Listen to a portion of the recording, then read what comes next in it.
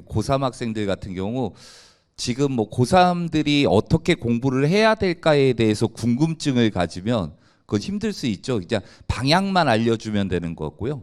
사실 그러면 2학년, 뭐 1학년 어찌됐든 이 기조가 내년하고 내후년까지는 이어지게 돼 있는 거죠. 그리고 지금 중3까지는 현 체제의 수능 체제로 진행이 될 거고 중2부터는 이제 우리가 2025년도에 고등학교에 오게 되니까 고교 학점제라고 해가지고 이제 상황이 좀 달라지죠. 그러면 그 학생들이 들어왔을 때 이제 3학년이 됐을 때는 수능 보는 시스템도 달라지게 되고 현 중2 학생에 대해서는 내년 이제 12월에 원래 3년 전 예고제에 따라서 수능 개편안이 어떻게 된다라고 발표가 이어지게 돼 있는 겁니다. 여기 뭐 중2나 중1 학생은 없는 거죠? 없는 거죠? 예, 그러니까 현 수능에서 지금 이슈가 되고 있는 부분만 우리 학부모님들이나 학생들이 좀 챙겨가 주셨으면 좋겠습니다. 가장 이슈가 되는 게 하여간에 시험이 너무 어려워지고 있다. 근데 그 어려운 정도가 너무 과하지 않냐? 라는 이제 제동이 걸린 첫 시험이 이번 9월 모의평가라고 치러진 겁니다. 사실 1학년도 전국연합학력평가가 있었고 2학년도 전국연합학력평가가 있었지만 그 주관은 인천시 교육청에서 했던 거고 3학년이 보는 9월 모의평가라는 게 이제 수능 주관인 평가원에서 주도해서 봤던 시험이었습니다. 그러니까 너무 과도하지 않냐라는 그 제동의 첫 시험으로 모델을 보여줬던 거죠. 저도 이제 저희 학교 학생들 지금 현재 고3 애들의 요번에 이제 수학 점수들을 좀 살펴봤어요. 실제 저희 학교는 이제 자사고라서 학생들이 좀 잘하는 편인데요. 의외로 6월 달에 잘 못했던 학생이 요번 시험에서 100점 맞아버린 친구가 있고요. 근데 6월 달에는 1등급 받고 잘했던 친구인데 2, 3등급으로 밀려난 친구가 있다라는 거예요. 걔네들이 실력이 없는 게 아니거든요. 지금 이 어떤 시스템, 이 작동되고 있는 수능을 봐야 되는 68일 남은 시점에서 그걸 잘못 이해하고 있으니까 시험 시간에 당연히 본인이 최선의 뭔가의 결과를 만들기 위한 과정으로 가야 되는데 자꾸 제동이 걸려버리는 거죠. 이게 왜 그러지? 왜 그러지? 이런 생각에 그냥 그 순간에 무너져 버리는 거거든요. 우리가 그 수능이라는 거는 멘탈이 되게 중요하다고 얘기를 해요. 정말 최상의 컨디션에서 수능 시험장에 가서 시험을 봐야 되지만 거꾸로 생각해 보면 최악의 날이 돼버릴 수도 있는 거거든요. 그래서 학생들은 지금 시점부터 고3 학생들은 뭐 건강관리부터 시작해서 뭐 집중하는 훈련 또 공부 시스템도 바꿔버려요. 아침 오전에는 주로 국어랑 수학을 위주로 하고요. 점심 먹고 영어하고 그 다음에 탐구 공부하고 그 다음 저녁에는 다시 복습하고 그러니까 자기가 보는 시험 보는 그 시간대의 과목을 다시 공부할 정도로 학생들은 그렇게 예민하게 움직이게 돼 있다라는 거죠. 그런 시험이 사실 수능인 거고요. 그러니까 뭐 1, 2학년 학생들이 많으니까 1, 2학년 학생들은 일단은 내신을 갖다 철저히 하셔야 됩니다. 당연히 그게 기준이죠. 이따가 김성길 선생님이 말씀해 주시겠지만 이 수시라는 거는 학업 역량이라는 거고 학업 역량이라는 건 모의고사의 학업 역량을 얘기하는 게 아닙니다. 학교 내신의 학업 역량을 의미해 주는 거죠. 그래서 내신을 잘 받아놓으면 수시로 잘 갈 수 있죠. 근데 학교 내신 안 좋은 학생들이 대부분 뭐라고 해요? 대학은 정시지. 수시는 정시지. 또 저희 뭐 남학생들은 그런 얘기, 남자는 정시야 뭐 이런 얘기도 해요 지나가면서. 근데 저한테는 어떻게 들리냐면 난 내신이 안 좋아 이 말로 들리는 거예요. 그러니까 그게 합리화가 될 수 있는 부분은 아니죠. 근데 정시도 저는 수시도 마찬가지고 절대 포기하지 않아야 되는 어떤 대학 입학의 하나의 조건인 거고 정시도 하나의 조건이라는 생각이 들어요. 수시에 강한 학생이 있고 정말 정시에 강한 학생이 있어요. 근데 1, 2학년 때는 이제 학교 공부를 충실하지 않으면서 그냥 자기가 정시라고만 얘기를 하는 거예요. 근데 1, 2학년 때 배우는 과목들 보면요. 그 정시 과목들을 다 2학년 때 배우고 있습니다. 근데 2학년 때 내신 공부를 그렇게 열심히 안 하는데 나중에 수능 과목은 잘 볼 수 있을 것이다? 그게 착각인 거거든요. 그러니까 1, 2학년 학부모님들 우리 애가 엄마 나 정시야 라고 얘기하면 예, 밥을 일단 주지 말아보세요. 그러면서 아 얘가 지금 잘못된 길을 가려고 하고 있구나 라는 걸 빨리 감지를 해내셔야 돼요. 아 우리 애가 얘가 정시를 원하니까 내가 뭐 좋은 학원을 빨리 알아봐서 좀 알려줘야 되겠구나, 이게 아니라는 거죠. 학교 공부를 일단 성실히 하는 게 내신 잡고 정시도 잡는 거예요. 1, 2학년들은. 지금 이제 3학년들은 내신이라는 게 수시가 3학년 1학기까지예요. 그걸 뒤집을 수가 없잖아요. 3학년 2학기 내신을 1등 한들 뭐 할 거예요? 수시에 적용이 안 되는데.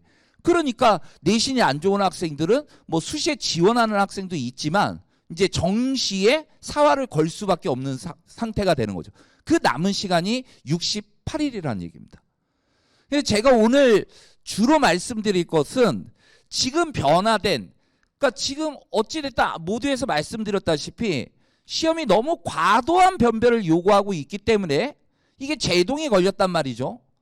그러면 당연히 예측되는 건 좀 쉬워질 거다라고 생각을 하고 있었는데 변별력이 충분히 갖춰진 시험이라고 뭐 저희도 분석하고 있고 사교육기관에서도 다 그렇게 분석하고 있다라는 거죠. 그러니까 정말 그러면 그런 문항들이 없으면서 어떻게 변별력을 갖출까? 이 평가원도 정말 많은 고민을 했었을 거예요. 그 시험지를 보면서 그게 느껴진다라는 거죠. 특히 수학 같은 경우도 마찬가지고요. 그래서 지금 보도상으로는 뭐 들리는 얘기로는 이렇게 들려요. 9월 모의평가는 6월보다 쉬웠다. 작년 수능보다도 쉽고 요번 6월보다도 쉬웠다라고 얘기하지만 저도 아무래도 수학에서는 전문가라고 하는 게 제가 지금 고등학교 경력이 27년 차거든요. 그리고 EBS의 강의는 22년 차입니다. 한 분야에서 그 정도 수능을 다 어우르는, 학력고사까지 어우르는 그런 시대를 보낸 사람인데 시험 문제를 봤을 때 저는 어떤 느낌이 들었냐면 작년에 치러진 수능과 올해 6월과 9월에 문항들을 살펴봤을 때 학생들을 변별하기 위한 문항들이 있잖아요. 저는 비슷한 수준으로 출제가 되어졌다고 생각을 해요. 이게 쉬워진 것도 아니고요. 어려워진 것도 아니고요. 그 다음에 답이 있긴 있는데요. 이게 시험지 안에 똑같은 문항인데 학생들의 반응이 달랐던 거예요. 그러니까 쉽게 느껴진다라는 거죠. 그러니까 우리가 속된 말로 이런 얘기 하잖아요. 체감 난이도라고 얘기하죠. 그 체감 난이도가 쉬웠고 결과론적으로는 결과도 조금 좋게 나오긴 했어요. 이 기분이 좋아서 그런지 애들이 그런 날 있잖아요. 잘 찍어서 잘 맞춰버리는 경우. 애들이 수학은요 신들린 애들도 있어요. 주관식도 찍어서 맞춰요. 주관식이요 1부터 999까지거든요. 그걸 맞춰요. 999분의 1이거든요. 엄청난 일이죠. 뭐 객관식이야 1, 2, 3, 4, 5번 중에 찍어내는 거니까 최저는 어찌됐든 20%의 정답률은 확보하고 있는 거거든요. 오히려 객관식이 10% 정답률이 나오잖아요. 그거는 함정을 판 거예요. 애들을 낚아버린 거라고 이쪽으로. 그러니까 20%의 평균도 가져가지 못한 케이스가 돼버린 거죠. 그래서 저는 제가 수학 교사로서 뭐 학교에서 고등학교에서 또 EBS에서 강의하면서 제가 느낀 시험의 문항의 난이도는 차이가 없었다. 작년 수능이나 올 6월이나 올 9월이나 큰 차이가 없다라는 점을 정말 확실하게 말씀드리고 싶습니다. 근데 이제 들리는 거는 아닐 거라고 아니라는 얘기를 더 많이 듣게 되실 거예요. 근데 그런 게 정보 아닙니까? 사실 여기 오신 학부모님이나 뭐 학생들이 있다면 분명히 주변에 쉬워졌다는데 쉬운 거야 이렇게 이해하지 않겠어요? 저는 분명히 쉬워지진 않았다라고 분명히 단언합니다. 그 이유가 이제 또 여기를 보면 공통 과목이 조금 더 어려웠습니다. 선택 과목보다 공통 과목이 어려워요. 공통 과목에는 수학 1과 수학 2가 있습니다. 각각 11문항 11문항이 나옵니다. 선택 과목은 확률과 통계, 미적분, 기하가 있습니다. 8문항 나옵니다. 근데 한번 생각을 해보세요. 선택 과목보다 공통 과목을 만약에 저 부등호 방향이 반대가 돼서 선택 과목이 어려웠다고 생각을 해봅시다. 한번. 선택 과목이. 그럼 어떤 선택 과목은 어렵고 어떤 선택 과목은 쉽다 그러면 이거 난리 나는 거거든요. 왜 그러냐면 이게 우리가 통합 수학을 치르면서 선택 과목의 유불리는 철저하게 우리가 줄여내야 돼요. 그러니까 선택 과목을 어렵게 낸다라고 하면 이게 되게 너무 논란거리가 많아지는 거예요. 그리고 저희가 알다시피 미적분 선택자와 기하 선택자는 이과 애들이에요. 확률과 통계 선택자는 보통 문과 학생들입니다. 그럼 아무래도 수학 공부를 누가 더 많이 했겠어요? 이과 학생들이 많이 했겠죠. 그럼 수학 점수는 높을까요? 낮을까요? 높겠죠. 그러니까 미적분은 조금 어렵게 내요. 상대적으로 확률과 통계는 조금 쉽게 줍니다. 조금. 그러면 선택 과목 유불리가 최소화 시켜낼 수 있는, 유불리는 있어요. 근데 최소화 시켜버린다는 거예요. 대신 공통 과목을 어렵게 내고 있는 거죠. 그래서 뭐 지금 3학년이 아니니까 대부분 지금 2학년 때 배우는 과목이 수학 1과 수학 2를 배웁니다. 학교에서. 이 과목이 내년 정시 때 가장 수능에서 가장 큰 이 뭐라 그럴까요? 내 점수를 채워야 되는 과목이구나. 이걸 인지를 하셔야 된다는 거죠. 아니 내가 뭐 수학 1, 수학 2를 잘 못해요. 못하면서 난 미적분은 8문항을 다 맞추는 거야. 그 어려운 문항 8문항을. 8문항 맞추고요. 공통문항에서 변별력이 있는 거 싹 다 틀려버렸다라고 하면요. 원하는 점수 못 얻을걸요? 똑같은 거예요. 문제는 2점짜리 3문제, 3점짜리 13문제, 4점짜리 또 이렇게 문제가 들어가는 거죠. 12문항. 그래서 어찌됐든 그 공통과목을 장악한다. 공통과목이 어렵게 출제되는 파트다. 변별력을 둔다라고 할 때 공통과목에서도 좀 더 선택과목보다 강하게 작용한다.